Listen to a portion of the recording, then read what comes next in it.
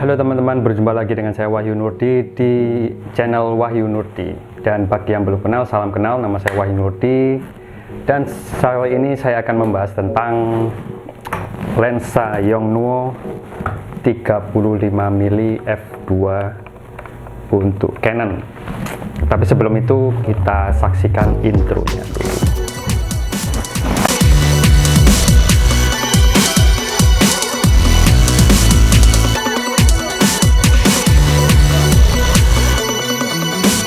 Oke, itu tadi intro yang baru.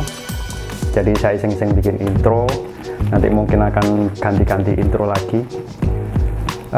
Oke, sekarang kita akan langsung ke topik pembahasan kali ini ya. Saya akan membahas tentang lensa yang unik, lensa Yongnuo 35mm.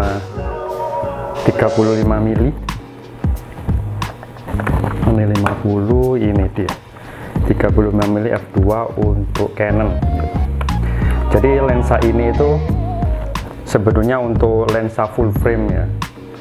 Jadi meskipun digunakan untuk lensa yang APS-C itu masih tetap enak digunakan. Kelebihan lensa ini itu tentu saja murah. Itu masih di bawah 1.5.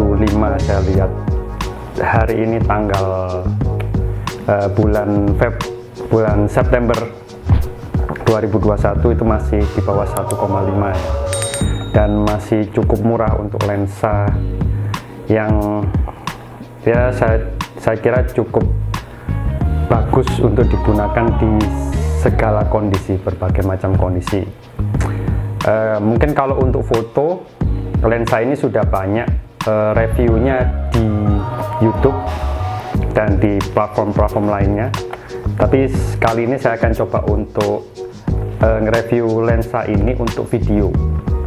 Jadi saya sudah gunakan lensa 35mm ini beberapa kali untuk video wedding terutama, dan hasilnya ya cukup memuaskan sih. Dari segi pertama, kita menggunakan lensa fix 35mm ini misalnya di kondisi yang kita membutuhkan angle yang tidak terlalu sempit dan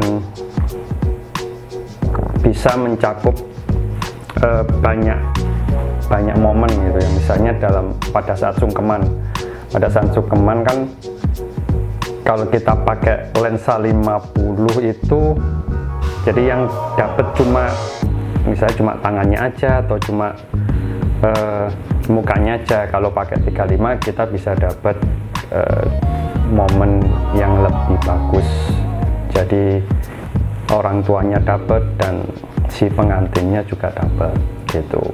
Kalau pakai lensa yang wide akhirnya nanti malah banyak bocornya gitu.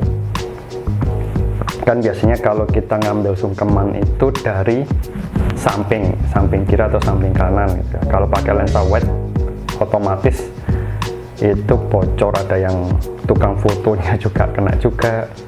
Kadang ada ini keluarga atau saudara yang memakai HP untuk ngedokumentasikan. Nah, tapi kalau pakai lensa 50, ini lensa yang umum digunakan itu biasanya lensa 50 ya, akhirnya kita dapatnya cuma tangannya aja atau mukanya aja, ekspresinya aja.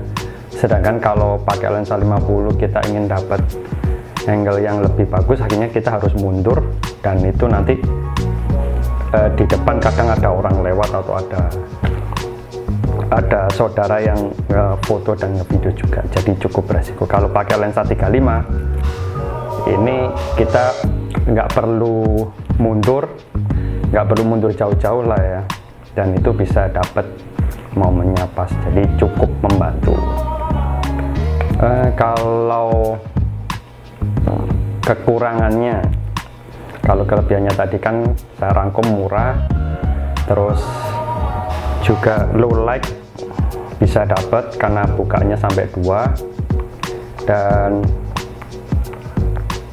cukup fleksibel, bisa untuk full frame, juga untuk ini APS-C, dan ya itu saja sih kelebihannya ya. Murah, itu yang paling utama itu murah. Kalau kekurangannya tentu saja masih kurang tajam kalau menurutku, karena pinggirannya soft juga dan ya masih terlihat ringkih itu. Terus kalau untuk autofokusnya masih kasar, suaranya tuh masih kedengaran. Jadi tidak recommended untuk menggunakan autofokus pada saat video. Kalau untuk manual enak juga, enak, masih oke lah kalau untuk manual ya. Kalau autofocus itu bakalan nanti masuk ke suaranya, masuk ke video dan gak enak didengar suaranya gitu. Terus kekurangan lain ya mungkin kurang tajam aja, itu yang perlu diperhatikan, cuma kurang tajam. Low lag juga masih kurang tajam, meskipun jelas objeknya jelas, cahayanya juga dapat banyak, cuma kurang tajam, masih ada beberapa blur di bagian pinggir-pinggir gitu. Terus kekurangan lain ya mungkin cuma itu aja, autofocus dan kurang tajam. Ya kalau misalnya punya budget lebih sih alangkah baiknya beli lensa yang lebih bagus lagi kan, tapi kemungkinan teman-teman yang nonton ini budgetnya masih minim lah, atau masih pemula, jadi itu cukup bagus untuk beli lensa Yongnuo 35. Sungguh sangat direkomendasikan. Jadi daripada misalnya kalau ada budget antara lensa 50 dan lensa 35, mungkin saya merekomendasikan lensa 35 kalau Yongnuo, sama-sama Yongnuo-nya tapi 35. Kalau misalnya budgetnya nggak ada, misalnya ngepres gitu ya, mungkin lensa Yongnuo 50 itu bisa jadi solusi juga. Jadi semua tergantung budget ya teman-teman. Kalau misalnya Sultan sih ya beli aja yang lebih bagus gitu, kalau duitnya ada. Kalau duitnya nggak ada ya alangkah baiknya menyesuaikan budget saja. Dan juga masih bisa, misalnya yang nge-shop tadi masih bisa, kalau untuk foto pun masih bisa diperbaiki di editing, jadi di post production masih bisa diperbaiki. Dan kalau video ya itu perbaikannya agak susah sih kalau untuk menajamkan. Jadi kalau untuk video jangan pakai 35 terus gitu ya, jadi untuk beberapa momen pakai 35, nanti ganti lensa juga untuk beberapa momen. Tapi kalau misalnya punya satu kamera aja, pada saat misalnya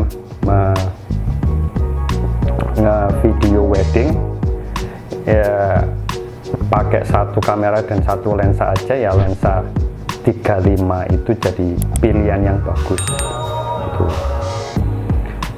Kalau punya lensa 24, kalau punya itu sangat bagus lagi, tapi kalau 35 pun udah cukup baik untuk video, lebih kelihatan sinematik gitu daripada lensa 50 ya. Lensa 50 kan lebih sempit gitunya, focal length-nya lebih sempit, jadi sangat menyulitkan untuk ngevideo beberapa orang, itu sangat menyulitkan. Ya itu aja sih mungkin. Jadi semua tergantung budget. Kalau ada budget lebih ya alangkah baiknya beli lensa yang lebih baik lagi. Kalau budgetnya mepet ya lensa 35 itu bisa jadi solusi untuk teman-teman untuk nge-video wedding ataupun foto wedding.